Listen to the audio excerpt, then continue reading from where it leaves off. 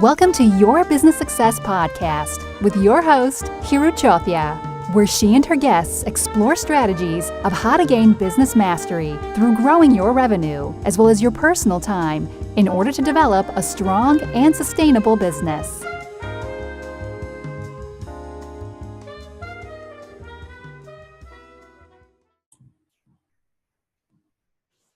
Well, hello everyone, and welcome on this wonderfully sunny day from London, where we are basking in unusually warm weather. And my guest is also from the UK, so we're both smiling because we can never guarantee such weather in the UK. So we are making the most of it here. So a very warm welcome to all of you to another episode of the Business Growth Mastery Show, where we showcase 6, 7, and 8-figure entrepreneurs, thought leaders, and subject experts, so that they can share their breakthroughs, their challenges, and their strategies for success, so that hopefully you will be able to emulate some of those in your own business and avoid some of the challenges that they have made along the way as well. I'm really pleased to have with us Kavit Haria as our guest today. Kavit is the founder and director of Insider Internet Success, and he and his team help experts, service providers, and change makers launch and grow profitable, scalable, and automated online businesses. What more would we want, frankly? I was keen to showcase Kavit's work and his journey, as it totally resonates with the 3 pillars that I advocate for sustained growth in business, namely ensuring that you have the right systems and processes in place, the right mindset for growth, and of course, taking concerted and determined action on a regular basis. However, Kavit did not start out in business. He is in fact a musician originally. He shared the stage with a number of high-profile musicians and then used his music experiences to start his own self-promotion techniques with other artists. And I'm sure he's going to tell you a bit more about this as we go along. But as a result of this, Kavit founded his first company, Insider Music Business, and following that success began to branch out into other forms of consultancy, sharing his marketing automation techniques at business conferences in the UK, as well as running private workshops in New York, Sydney, etc. He is the author of a new book called Don't Sleep on It, which encompasses his journey from musician to a recognized business owner, and one that has helped inspire and drive others to the same level of success. So a very warm welcome, Kavit, and welcome to the show. That was a glorious introduction. Thank you so much for that. All true. I actually, interestingly, had to cut out on the Wi-Fi and had to move, and that's how beautiful your introduction was, that I could move at the same time and get it all set up. Just long enough for you to be able to do that. So lovely to have you back on screen. So before we pick up on the automated business system, which is your system, and indeed the book that I've just referred to, why don't you expand for the listeners a little bit about your journey as a musician, how that became, how did you get into your entrepreneurial journey in the first place? So I started as a tabla player. And just before that, I guess the precursor to that was that I was born in London. And when I was 6 months old, my mum and dad took me to Lagos, Nigeria. And the reason for that was because my dad has a timber business. Mm-hmm. So the reason was essentially because he was established there and I was going to grow up there. And the most important thing that I found was that my mum wanted to include and grow our Indian heritage. She wanted us to have that in our lives. So she would take us regularly to the temple. And the most important thing was that we would go to the temple, we would take part in all the cultural celebrations. It wasn't really something that I was engaged in. It wasn't something that I felt like was close to me. But then there was this festival, Diwali, of course, and there was this group of musicians and they were all playing. And I was mesmerized by this guy playing the drums. And I thought I could hear and see his fingers dancing on the drum. And I wanted to do that. And so she must have picked up on that creativity and curiosity and nurtured me as a tabla player, essentially. I went to classes, I went to lessons, and then I moved to London when I was 11, and then I continued learning. So what was really interesting for me was that although I was growing up in the West listening to pop, jazz, R&B, hip hop, reggae, here I was also learning to play this instrument, this Eastern instrument. For those that don't know, it's like the bongos or the congos. You play with your fingers, however, instead of your palms. So it's actually dubbed the most difficult percussion instrument. So I'm listening to Western music, I'm playing Eastern music, and in my head, I'm thinking, music heals the world. Michael Jackson says that music brings everyone together, and that was my influence. And I thought, well, I could do that. I could bring both cultures together. So that kind of sparked off this idea that I could be a musician. I could, if I really put my heart to it, play this kind of music. And that's what I wanted to do. And of course, you know, coming from an Indian background, you are expected to work hard and study hard and find a stable career. It doesn't matter what it is as long as it's stable, but it's typically one of the five, as I would think of it, you know, being a doctor or a dentist or an accountant. A lawyer, an accountant. A lawyer, exactly, yeah. And in 2002, I decided that I want to play music professionally. So I started to look for musicians who would try to curate this kind of music with me. I didn't want to be another tabla player in another devotional music ceremony or concert. I didn't want to do that. I think there's a lot of them. I think there's enough of that. It doesn't excite me. And and I have played it, but it just doesn't, it's not where my heart is. And I wanted to keep breaking the mold. And the biggest challenge came when people didn't know, or people didn't or weren't willing to play with me because they didn't have promised opportunity. And I think this is really interesting because when I look back on it, there are so many different obstacles that were there, and we see that in life today. But if somebody isn't promised an opportunity and they're therefore not taking it, they're really just looking for that success. And so musicians weren't getting gigs, and musicians weren't having recording opportunities because we didn't have any music to create, and therefore they weren't practicing with me. But initially that hit my self-worth and self-confidence, and I thought it was me. I thought it was me that wasn't good enough. I thought it was me that's not right yet to create music for the world. Maybe they don't like my ideas. Until I turned that around because of a mentor, and he said, go sell the music before you create it. And then when you have those gigs, then go and bring the musicians in. And it worked really well. I ended up touring for 3 years around the UK and in Europe, and playing on some of the greatest stages like the Royal Albert Hall with some great musicians like Jimmy Page from Led Zeppelin. And people started asking, how are you doing that? How are you getting those opportunities? How are you getting those gigs? How are you selling CDs that you've created? And I thought, well, there's an opportunity here to share some of this material. And everything's happened organically since then. And, you know, in 2005, I launched this thing called insidermusicbusiness.com. And I call it a thing because it wasn't a business at that point. I just thought I could share information. I had no clue about business. I think I did a 2-year, I don't remember what it was called, an NVQ or something in business studies when I was during A levels at the same time as A levels. But apart from that, I had no other engagement or instruction in business or anything like that. But I thought this is what it's going to be. And so I started to create my first product, an information item, which was basically a 49 ways to promote music online. It was a guide, and it became this really interesting guide because it was free. It had 49 tips. It would go around the web, and within a few months, we had 15,000 people who had downloaded it. And at this time, there was no WordPress, no lead pages, none of these fancy tools today that make it so easy to build a site.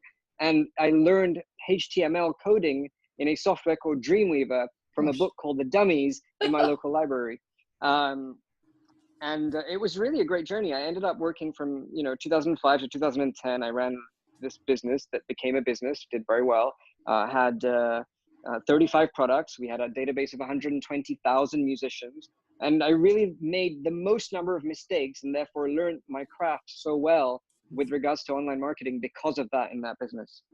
I always wanted to go traveling also. And so feel free to interrupt whenever you want. I'm going to tell you the next part. Very interesting. Yeah. Very interesting. So I always wanted to go traveling. And the only downside to the travel was, first, my parents said, go traveling after you finish studying. And at this point, I'd finished studying and I still wasn't traveling. And I thought, okay, there's something seriously wrong here. And what that was that I was glued to this business, which had become my baby. And I was working 16, 18 hours a day, aside from, I just finished a degree in genetics, by the way. And I thought, well, let me first learn about letting go and hiring people.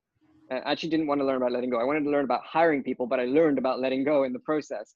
And the biggest mistake I made, and I look back on it, is just the thought that nobody can do anything as good as me. And every part of my business and every cap I wear and every hat I'm taking and every job role that I'm supposed to do, because I didn't know about writing job roles and hiring people, but until I knew about that at that point, all my focus was on nobody can do the branding better than me. Nobody can do the videos better than me. Nobody can do the MySpace work better than me. Nobody can write the emails out to the database better than me. I am the best in every role. I can handle the customer service. Like, and of course, Because like when you're it's my starting out, business. you feel it. It's my baby, basically. Yeah. But I realized, and I wrote this blog post where I hired 22 people and fired them within a period of 9 months, just because it was a case of getting through that letting go process. Today, my view is that actually I'm the dumbest person in my business, and everybody I hire needs to be the smartest and more smarter than me in any role that I'm bringing on. And it's such a big turnaround. And I think that turnaround is responsible for the growth that I've had, because if it wasn't for smarter people bringing in new energies and new ideas, it really wouldn't be where I am. So I let go, and then I traveled for a year at that point, and then I came back and I spoke at a lot of business and social media and marketing conferences in 2011, and then that led on to a whole year of consulting. You know, people were hearing my story on stage, and I was speaking to 500 to 800 people, and people would come on and say, "Come and do some consulting for us. Come and show us how we could take our dance classes online, or show us how we could sell our accountancy services online," and all that kind of stuff. And I thought, okay, I'm going to jump into that because this sounds fun. It sounds challenging, and it also sounds exciting. So I worked with about 20 consulting opportunities, and then I felt I now have enough experience doing it, not just in the music business, but across 20 different industries. Mm-hmm. But more than that, I'm eliciting that the most interesting thing is that the way a business runs online, the structure, or what I call the skeleton of a sales process online, is the same for every single business. Like they go through the same 4 steps, they go through the same 4 journey, they go through the same process. And that was really great for instilling confidence and certainty in me that actually anybody could do this if they really understood this framework, and therefore I know how to do this framework and I can teach it. And I fell in love with the idea of teaching early on, from teaching the tabla to teaching musicians to teaching business owners. So I started running workshops, and then that took me to Sydney and to New York and here in London. And I would run 3 workshops a year in each of the cities for 3 years. I would travel a lot. It was great. I was running these workshops. 20 to 30 people came at each workshop. They paid a lot of money. They loved the workshop. But when I followed up 6 months later, I was hearing, you know what, the longer the workshop passed, the less I implemented. Therefore, they weren't getting the results. That was really heartbreaking, because I was earning great money from the music business and the workshops were really lucrative, but people weren't getting results. And what's the point of creating something where you're getting so much revenue, but it's not actually that person achieving what they want to achieve? Yeah. So I stopped all of that. And in 2013, we launched Automated Business System. And Automated Business System has by far been the most interesting, exciting, and fulfilling work that I've done. And we do it till today. And that is really a 12-month process on taking somebody who's an expert and who has ideas or has a passion they want to pursue in the world to showing them how to launch their business online. Okay, so let's go back a step, because you've actually preempted one of my next points, which was that I want to just unpick it slightly, because I think it's so important that that over the years, all the business owners that I've come in touch with, particularly in their early years, tend to spend such a disproportionate amount of time working in the business rather than on it, which is what you were alluding to, that you wanted to do everything yourself. You were really getting down and getting dirty in the business. Can you remember how long you were stuck in that stage? And I think I was about to say what made you switch, and I think you said you fired a lot of people, but what was the turning point, and how long were you stuck in that state of working in it rather than on it?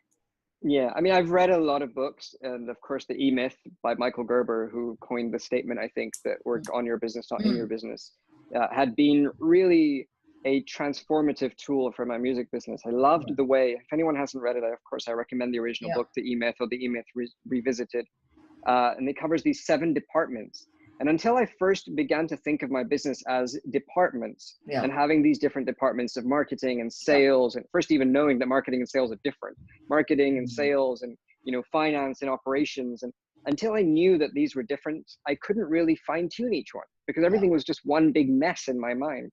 Until I broke them out, I wasn't able to go back and revisit each one. So that was really important. But Derek Sivers is a guy who created a company called CD Baby. And Derek Sivers founded this company to basically create a shop where he could sell, as a musician, his CDs online. It soon, over many years, became the Amazon of unsigned artists. So anybody that's got music can go to CD Baby and put it there and sell it. Incredible idea. And after 10 years of running it, and he built this big warehouse, big team in Portland, Oregon, he said, I now need to take a break. And he said, I'm going to go traveling for an entire year.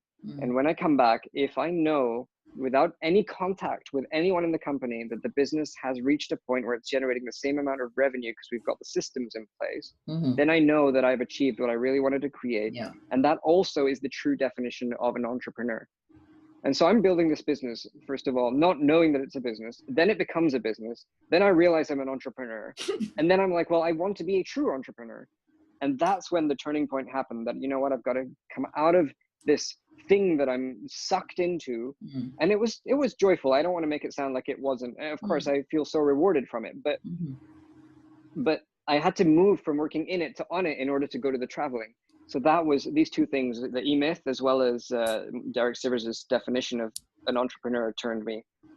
Okay, so it's very interesting actually, because what you've just described is actually taking a very strategic view of your business, as opposed to be just completely operational in your business, stepping back from it and looking at it from a strategic point of view, and then, as you say, the words, compartmentalizing it and recognizing there are very many different functions and you don't have to do all of them, if indeed any of them, in order to be a good entrepreneur. And interestingly enough, you know, as a lot of my guests and a lot of the people I work with, who are very successful, but actually rarely have they thought of becoming an entrepreneur. Some do, but rarely have they started off thinking, oh my God, yes, today, you know, this is the sort of light bulb moment. I, at 7, will know that I'm an entrepreneur. Most people fall into this almost by accident, recognize that this is a forte, you know, that, and they can do well in that sort of situation. And it sounds like yours was very similar to that.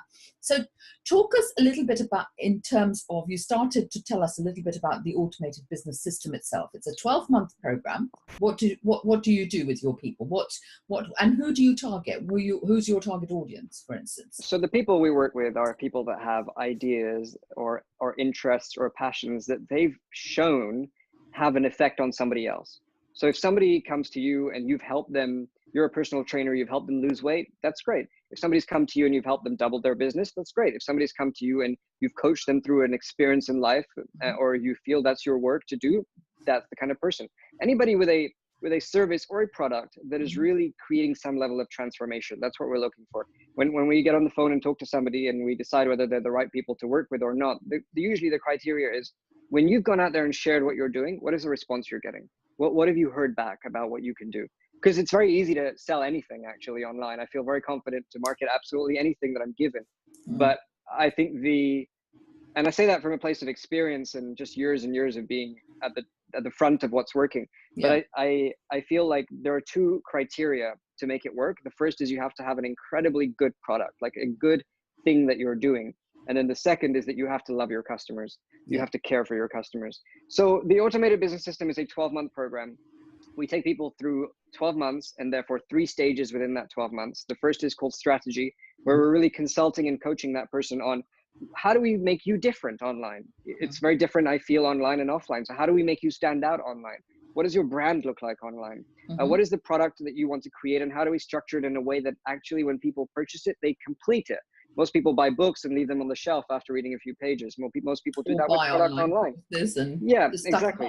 You know? Exactly. And then finally, the sales funnel. So how do we define a sales funnel that is engaging, nurturing, and converts? So we sit down on paper and create this entire business strategy, and then we move on to stage 2. Now we have a team of 9 people, and in stage 2, we're basically building everything out as we've planned in stage 1. Right. So we take care of the design, we take care of the copywriting, we take care of the filming and production. I'm actually here inside our filming studio, and you can see the banner behind. We take care of the building of the site, we take care of the automation, we take care of the membership site, we take care of the payment, everything. What I learned when I was doing workshops was that people were getting so engrossed in learning the technical that by the time they got it all together and got their act together, they had lost all the energy for the marketing. And I wanted to solve that problem. So by building a team that obviously have had years of experience, hundreds of clients of experience, we can now take care of that very comfortably in 90 days. So if somebody has an entire business online, or the online part of their business built online in 90 days, and then we put them with a marketing coach who because that client is excited and enthusiastic, will give it their all with our marketing coach to learn paid advertising, social media, content marketing, and hold our hand as they do it for the rest of the year. So that's typically our plan and our goal for every client that starts. is to get up in the first year to generate 100,000 in revenue. Excellent. So that sounds like a wonderful end-to-end system. Tell me some of the pitfalls that clients fall into, either before they come to you or during their time with you, which really sets them back from getting a successful business. What are sort of things that people fall down on? The very first thing that people fall down on before they come to us is thinking that they can go out and find all the different people they need in their business to make it happen. That's really one of the things I hear. And I'm not saying that because we have the team here. I'm just saying that because to go out, and everyone will know this, to go out and hire a designer, to go out and hire a copywriter, to go out and hire a web developer, to go out and hire a filming studio, to produce everything, and then someone to put it all together is a lot of job role writing, is a lot of interviewing, is a lot of hiring, hoping that the first hire is the right hire. And in most cases, it's never that way. It's a lot of money spent on extortionate fees that maybe you don't need to. So I think a lot of people make that error, knowing that when there's a service there that can take care of it all, that is a big pitfall. And now they don't know about our service before they go do that. It's not their fault, but this is just typically what people do. They try to patch it all together. The other thing is that, and it's really wonderful that anyone who's ever gone through any kind of business coaching or consulting will know the power of the other person to question them from the outside point of view. Yeah. That, I think, is where people fall down. They think that they've hit the limit in their mind as to what they want to create, and they know everything that they want to do. But without that outside perspective, you're not really pushing outside your comfort zone. No. You're not really growing your mind, and therefore growing your work in a way that will reach and have more impact.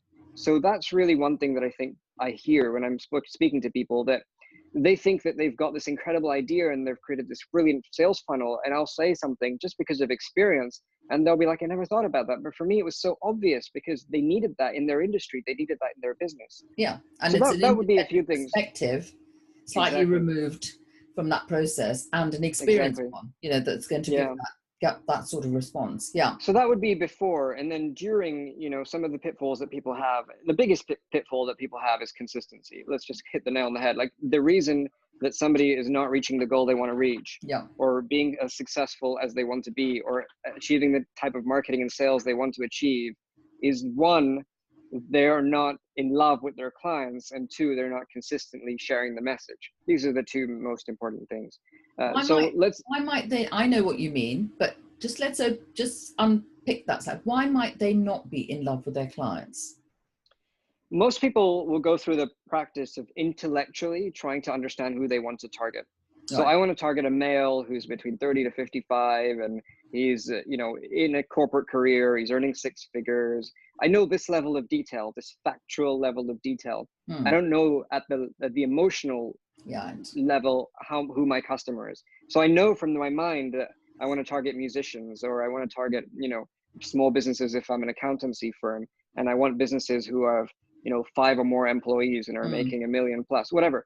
But do I know what really is important to that person? Right. Do I know what they're thinking right now? Do I know what they're believing right now? Do I know, like, am I able to stand in their shoes and be the husband to their wife, as it were? Like, am I confidently able to play that role? Right. And I'm not, and that's a bit extreme, but what I'm really getting at is, do you know in your heart who that person is? Because the only way somebody's going to buy from you is if you meet them where they're at before you bring them to yourself.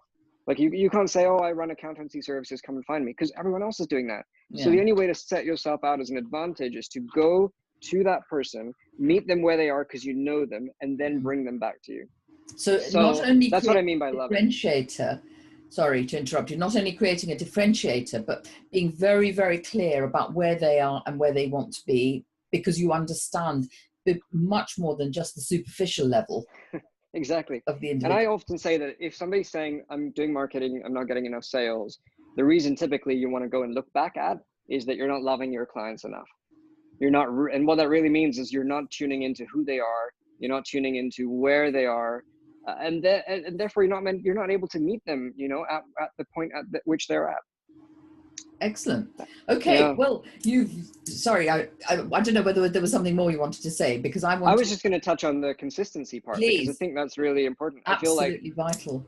The definition of success is passion plus consistency. What that really means, and there are so many different words you could use, but for me, what it means is You measure success in the long run. When you look back, you don't measure success tomorrow or next week. You know, you measure success based on a campaign, essentially. And the campaign could be 3 months or 6 months or 9 months or 5 years. It could be anything. But what drives the campaign is your passion. And that's why you set up your business. That's why you're doing what you're doing. That's what makes you come alive. That's what fills your heart with wonder and fascination.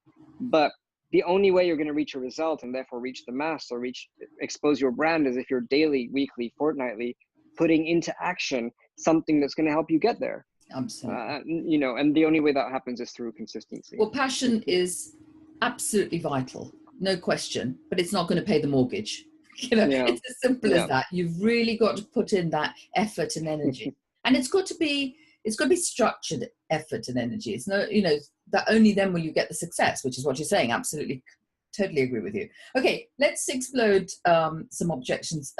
People listening might be thinking, yeah, he's great, he's done it, he's managed it, but I've got a product that I've designed and I should be able to make a passive income. I hear all the time on the internet that that's possible. Yeah. Or I should say I should be able to make a passive income straight away, which is what a lot of people say.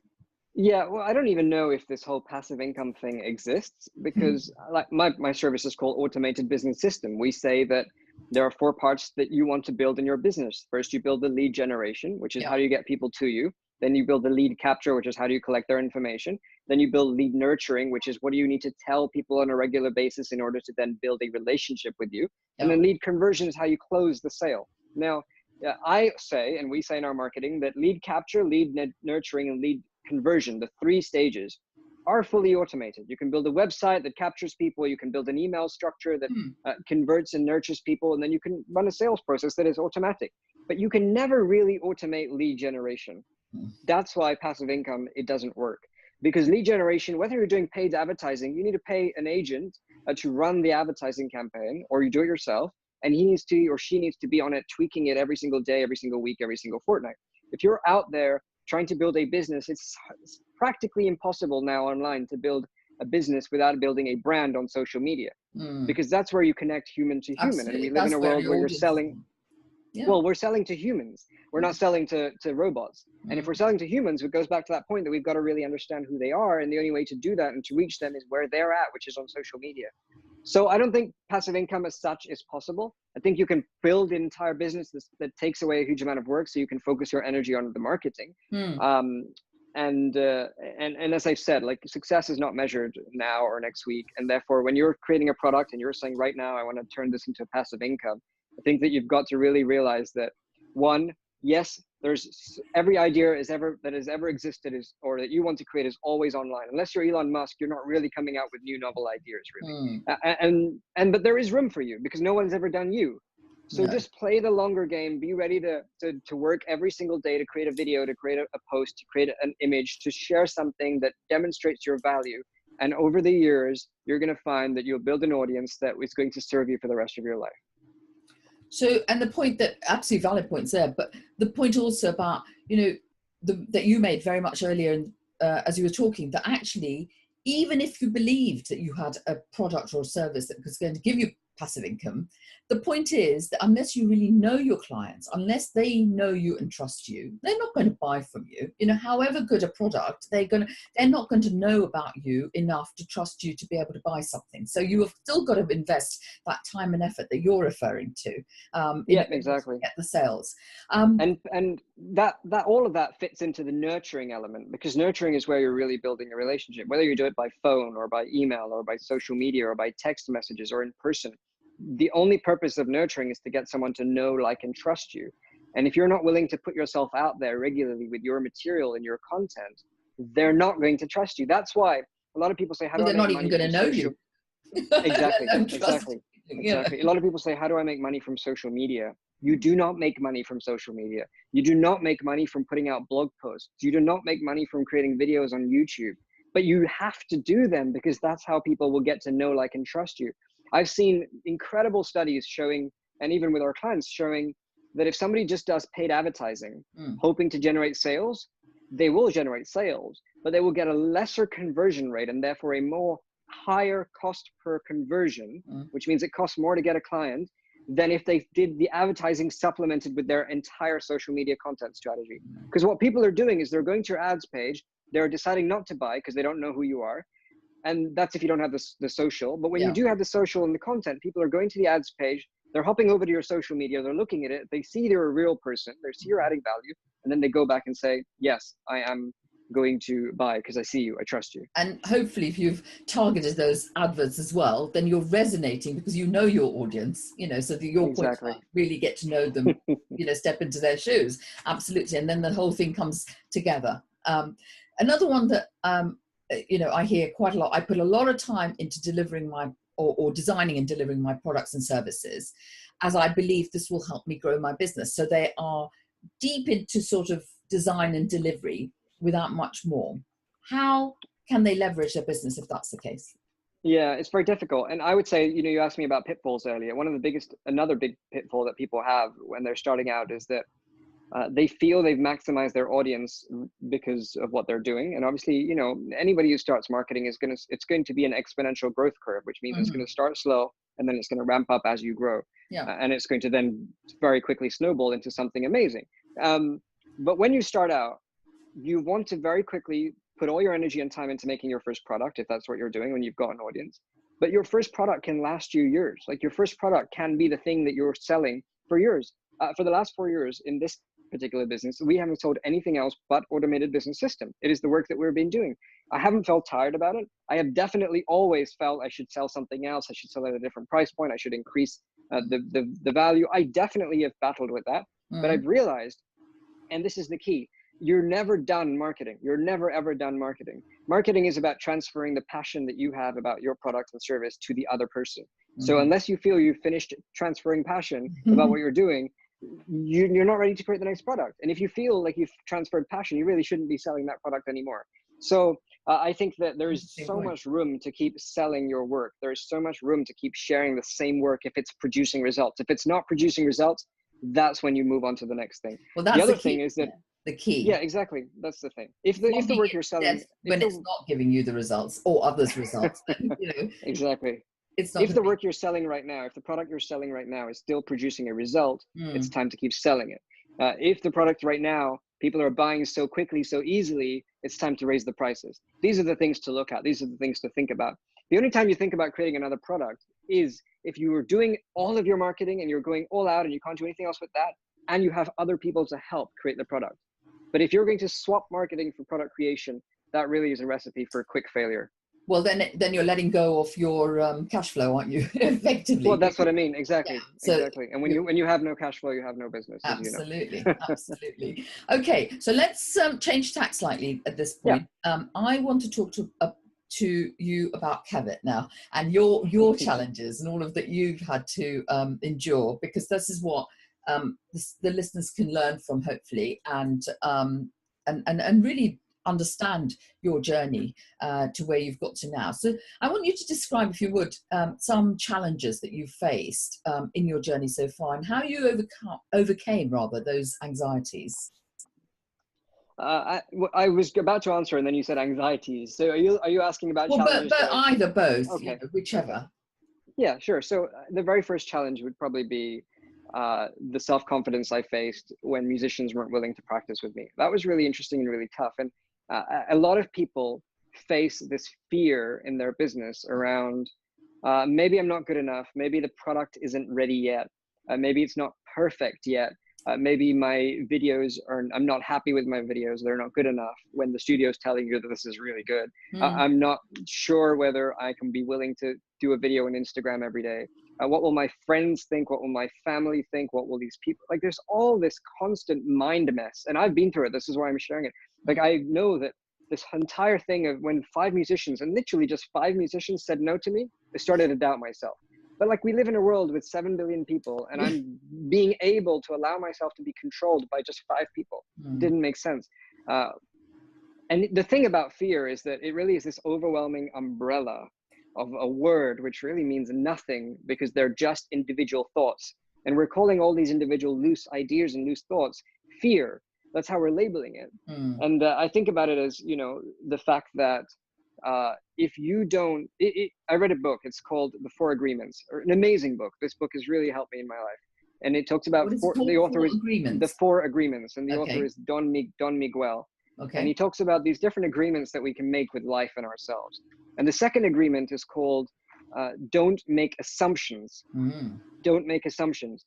And if you think about it, that's everything that we're doing in our thoughts about fear. Like, somebody's going to judge me, somebody's going to say something about me. This is what these people have said, and therefore I'm not good enough. And I'm making myself feel these things because of what somebody else is supposedly saying or thinking. Yeah. So I'm making these assumptions, and they're not even true. I'm allowing like all this stuff that I'm creating in my mind to be truthful to me, and it's not. So that would be a really, really big personal growth lesson. Another one I will share is about a business lesson. And, you know, when I first wrote that ebook on guide on 49 ways to promote your music, and I had, 15,000 people get it. And then I decided to up my game and create another product. I created a program called Magnetic Marketing for Musicians. I ran a seminar in London. I charged £100. I had 9 people there, and I recorded this entire thing, and it became 4 DVDs, physical DVDs, and a manual. And it became a program to help musicians learn how to structure their work so they market it more effectively. And I thought, well, here's the program. I've got it. I've made all the CDs. The shipment, the fulfillment house has got it. Let me go out there and write about it. So I wrote this email to 15,000 people, and I said, hey, everyone, I've created this amazing program. It's called Magnetic Marketing for Musicians. If you're a musician, which you are, and I know that you want to grow your career, this is really going to help you. Click here to get it. All the best, Kavit. So this is the email that I wrote. And I got so much backlash, so many hate messages, so many unsubscribes from what I thought is really a simple email. And this is how most people write. And I thought, well, let me dissect and find out why. So I read, and I don't normally read the unsubscribes or why people, but I read all, this is at 2006, and I read all of these messages. And I'm hearing that you don't know who I am. You don't really know where I've come from. How do I know this is going to help me? How do I know who you are? How do I trust you? All these kind of things. And what that tells me is 2 things. Number one, I'm writing to musicians. I'm not writing to humans. What that really means is that I haven't really taken the opportunity to understand who these 15,000 people are. And somebody might be listening and say, well, how am I going to learn about 15,000 people? But a few surveys here and there will tell me if they're guitarists, if they're piano players, or if they're drummers, if they're violin players, if they're singers, if they're music teachers, and also if they're at the basic, intermediate, or advanced level. So I'm able to create this level of segmentation to understand who they are as human beings and which part of the world they come from and what age range they are. So I can really step into their pain and struggle. That's the first thing. And the second thing is, because I haven't made this segment and figured out who they are, and then asked them what troubles them, what challenges they have, what feelings they're experiencing, what thoughts do they think, like where do they want to go in life, what is their great vision, what is their vision for their kids, like when I didn't really understand all these things, I'm not really loving them, I'm not really meeting them where they are. Why do we take the time to learn all of these things about our friends, but not about the people that we want to sell to? Why do we take the time to learn about all these things about our family when the people that are putting food on our table are our customers? And so I had to really understand this lesson. It was perhaps the biggest lesson I will credit, because if I didn't know that, I wouldn't have been able to, a few months later, write to that same group of, at that point, maybe 20,000 people, knowing who they were, trying to tap into where they're at before I called them to my products. And now I'm saying, I understand where you're feeling. I understand where you are in life. I understand what you're trying to achieve. Look, this is going to help you. This is why. And that was monumental for the number of sales. It was the biggest payday I'd ever had at that point, because from people going to buy that program, because I really understood who they were. Back to really, really drilling down, understanding your audience. Fantastic. Okay, so let's talk about, you've already touched slightly upon this, but how do you deal with rejections? It's something I ask every guest, because it's such an issue for all of us, in business for ourselves. We're not hiding behind the facade of a large organization in sales terms, etc. Often the rejections are very personal or appear to be personal. How do you deal with those rejections, and how have you dealt with them? I'm going to paraphrase Steve Jobs. He said that the crazy ones who think they can change the world are usually the ones that can actually change the world. He says something like that. And if you're crazy enough to think that you can change your world, and when I say your world, I don't know what other people mean, but what I mean is the community that you're serving. Because the moment you start to help, this is my vision, the moment you start to help one client change their life, it also changes their family, it changes their clients, it changes their staff. That's a mini society. So what Steve Jobs is saying is that if you're crazy enough to change the world, You're willing to put yourself out there no matter what to get it done. Yeah. Unfortunately, what that comes with is 98% of rejection. It comes with 98% of people saying no. It comes with, you know, if the founder of KFC didn't go around selling his recipe enough times, I think 10,000 times, he would never have sold his recipe for his chicken, which is very interesting. And so for me, you know, it comes down to that practice, that level of, can you constantly keep going no matter what someone says? Are you willing to believe in the truth that you are? I believe in this thing, and this idea I've created called, I don't know if I've created it, but this idea called soul set, heart set, and mindset. And what that really means is that, can you, with what you're doing, with work you're doing, can you fill your life and your soul with what the soul craves, which is wonder, fascination, aliveness, engagement, interesting stuff? Because that's what the soul is chasing. So if you can fill your soul with that, and if you can fill your heart with love for the work you're doing, and if your mind is telling you that there's a need out there, and the logical part of you is saying that people want it, no matter how many times you knock on the door, if someone keeps saying no, you're still going to keep going, because the question isn't what could you do if you wouldn't fail. It's what would you do even if you would fail. And that's how you get over rejection. That's what's worked for me. And it's just switching it and looking at it from a completely different perspective, of talking about, you know, what could you achieve, rather than, oh my God, this is yet another person who's said no to whatever I'm selling, etc. Exactly. And what do you believe? What if I had to push you to one thing that you put your success down to? What would you say? Consistency, no doubt about it. Yeah. And I don't think I'm the most consistent person, by the way. I don't think I'm not there every day. I'm not Elon Musk pushing it out every single day, no matter what. And, you know, and forgetting balance and having an effect on family. I'm not that person.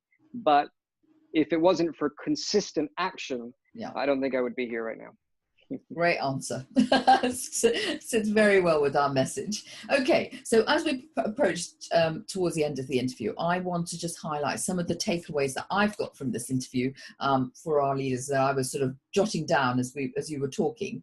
Of course, the very common one we hear from everyone, but I'm really pleased that you've also referred to it, which is about learning so much by your mistakes. You know, we, as a society, generally, we are not very forgiving of people who make mistakes. But as business owners, I think it's vital that we not only ensure that we learn from our mistakes, but we allow ourselves to make constant mistakes, because that's quite, for me, a sort of learning process each time, but recognizing that you have got to learn from those mistakes. And I think the other thing that you talked about was also letting go. You know, that was very powerful for me, understanding that you do have to let go when you're in business. You can't just hold on to all of the things that you were talking about there.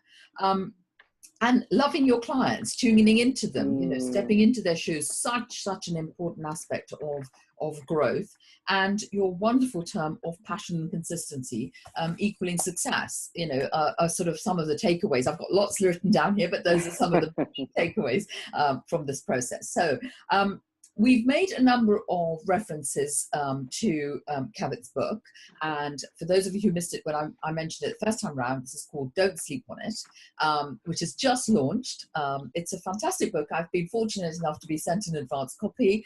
And I can tell you that it takes you through Kavit's whole business experience and the lessons that he's learned, that he's talked about today. And it's all been distilled into this book. There's wonderful segmentation that he's talked about.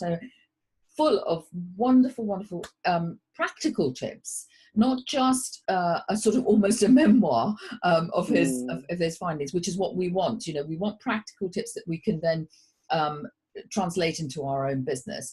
And I think, although you talk about the individuals who want to start up an online business, if they've got a passion and they've got something that they can translate into a business, the book will certainly help, no doubt. But when I read it from a perspective of an individual who helps businesses grow, and I felt that it was just as valid for people who wanted to grow their business as well as start their business. Would you agree?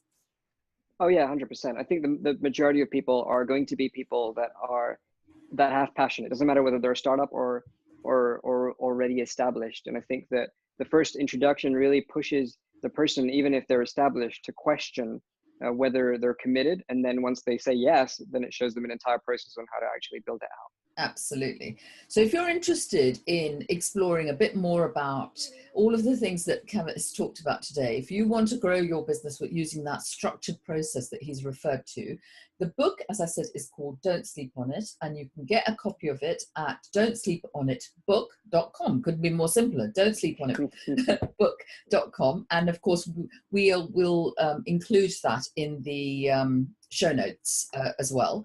But in addition to the book, you're going to get some bonuses. So do you want to say something about the bonuses, Kavit? Sure. So the book is really very practical. And, I think that it will really walk you through all the things that we've talked about and much more. But I feel like in order for it to be super practical, it would be useful if you had the worksheets that might assist you in applying some of the lessons. So we've put together a worksheet on the customer avatar that our clients use, like the real worksheet that our clients will go through. A process on mapping their realities, a process on creating your product online, a whole worksheet for that, a collection of examples of lead magnets and things people are using on their website, and a very detailed training on how to run Facebook advertising and subject lines and emails, because I think those are very important topics. So all of this is absolutely free if you get the book. If you get the book from Amazon or anywhere that you want on paperback or Kindle or audiobook, then go ahead to don'tsleeponitbook.com, fill out the short form there that says get my bonuses, put in your receipt number, and you'll get all of these things for free. Perfect. So I'm seeing no excuse. We all know we've read some fabulous books. They may have excited us. They may have got us, quite thrilled about taking our business to the next step. But we did talk and touch upon the fact that then, as human beings, what tends to happen is that we put that book onto the shelf or leave it on our desk and don't implement. And here Kavit is giving you the next stage to help you in that process by giving you all those bonuses so that you've got no excuse to kickstart the process off using tried and tested forms, templates, etc., so that you can make that happen. So go ahead, get your book from don'tsleeponitbook.com and get your process going and get further successes in your business, if indeed that's where you are. So it just remains for me to say a huge thank you to Kavit. Thank you very much for being such a great guest, Kavit. Thank you for sharing and being so candid about your own entrepreneurial journey and some of the successes and challenges that you've faced, and every success with the book. Oh, thank you very much. Thanks for having me on the show, Hiroo. You're very welcome. And I wish you all every success in your business and look forward to seeing you again on the show again. Take care. Thank you for joining us on this week's podcast. Join us again next time when Hiroo and her guests will help you to understand how to gain business mastery so that you too can develop a strong and sustainable business. In the meantime, you can find more information at growyourbusinesssuccessfully.net.